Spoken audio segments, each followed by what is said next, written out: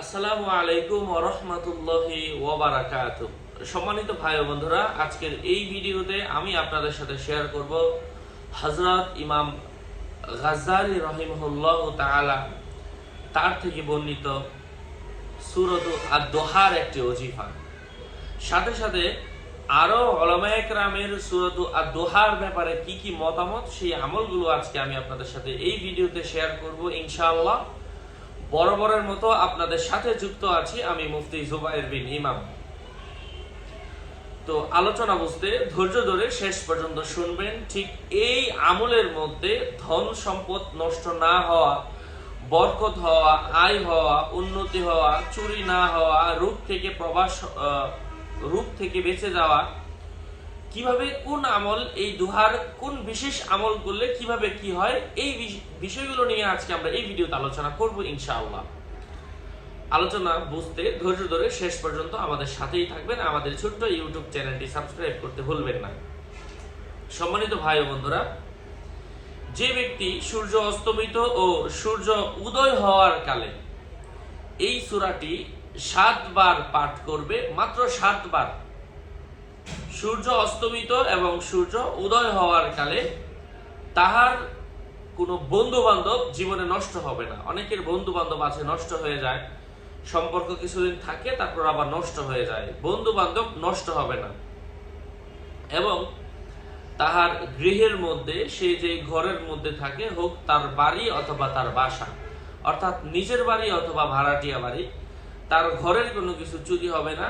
তাহার গৃহের কোনো ফাসাদ, কোনো কলেরা, কোনো প্লেগ অথবা কোনো ধরনের মহামারী তার ঘরের মধ্যে লাগবে না। মানে একজন অসুস্থ হয়ে গেল, তার দেখা দেখি সবাই অসুস্থ হয়ে গেল, এমন কখনো হবে না। যে কোনো চোর কিংবা জিন তাহার গৃহের নিকট আসিবে, কিন্তু এই সূরাটা পাঠ করলে একটা প্রাচীর, লোহার প্রাচীর তৈরি হবে, যেটা জিনদের চোখে পড়বে, চোরের চোখে পড়বে। সে ঢুকতে চাইবে কিন্তু ঢুকতে পারবে না, অথবা তার মন সেখান থেকে গিয়ে ফিরে আসবে। এটাই এক ধরনের প্রাচীর। কিছু প্রাচীর হচ্ছে আড়াল অথবা কোনো বেড়া দিয়ে বানানো, আর কিছু প্রাচীর হচ্ছে দেখা যায় না, তবে মানুষ এমনিতেই ফিরে আসে। এটা হচ্ছে এমন একটা প্রাচীর। এবং ইমাম গাজ্জালী রাহিমাহুল্লাহ তাআলা তিনি উল্লেখ করেছেন, প্রাচীন বুজুর্গরা কোনো বস্তু যদি তাহাদের হারাইয়া যাইত, অথবা কোনো বস্তু নষ্ট হওয়ার আশঙ্কা করত, অথবা কোনো কিছু নিরাপদে রাখার ইচ্ছা করত, তখন তাহারা যেই জায়গাকে তারা নিরাপদে রাখতে চাইতো, ওই জায়গায় দাঁড়িয়ে তারা সূরাত আদ-দুহা 7 বার পাঠ করতেন। ইনশাআল্লাহ আপনারা সূরাত আদ-দুহা পাঠ করবেন। ওয়াদ-দুহা ওয়াল-লাইলি ইযা সাজা মা ওয়াদ্দাআকা রাব্বুকা ওয়া মা ক্বালা ওয়ালাল আখিরাতু খায়রুল লাকা মিনাল উলা। এই হচ্ছে সূরাত আদ-দুহা, আপনারা পাঠ করবেন। আরো দুই একটা আয়াত আছে যেগুলো আপনারা পাঠ করবেন ইনশাআল্লাহ।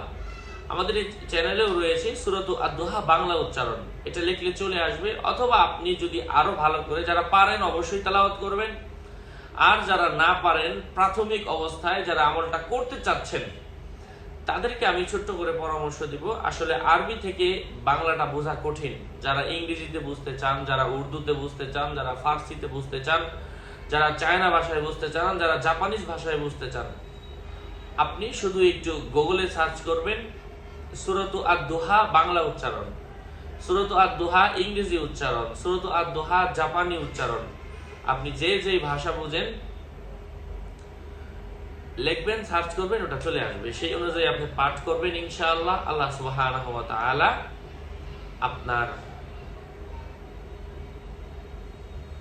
যেই উদ্দেশ্যে করবেন, বিশেষ করে এই হারানোর নিয়তে, না হারানোর নিয়তে, নিরাপদে রাখার নিয়তে, বন্ধু বান্ধব নষ্ট না হওয়ার নিয়তে, রোগ মুক্তির নিয়তে, কলেরা মহামারীর ঘরের মধ্যে না লাগার নিয়তে করবেন, আল্লাহ পাক এই সমস্ত নিয়তের মধ্যে কামিয়াবি দান করবেন ইনশাআল্লাহ।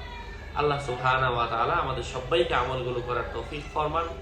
আরো আপডেট পেতে আমার সাথেই থাকবেন। আমি আবারও বলছি, আমার পেজ এবং আইডি লিংক আমার ভেরিফাইড চ্যানেলের ডেসক্রিপশন বক্সে দেওয়া। এর বাইরে অন্য কোনো পেজও নাই, আইডিও নাই। সাবধান, আমার নাম আর ছবি থাকলে ওইটা আমি না, প্রত্যেকটা ভিডিওতে আমরা সাবধান করি, সতর্ক করি। কারণ অনেকে আমাদের বিভিন্ন নাম দিয়ে, বিভিন্ন ছবি দিয়ে, বিভিন্ন আইডি খুলে মানুষকে ধোকা দিচ্ছে। এই জন্য সাবধান। নাম ছবি দেখলেই হুচুট খাওয়া যাবে না, মোটেও সেটা আমার না, আদৌ সেটা আমার না, আমার কোনো ইমো নাই, হোয়াটসঅ্যাপ নাই, সাবধান।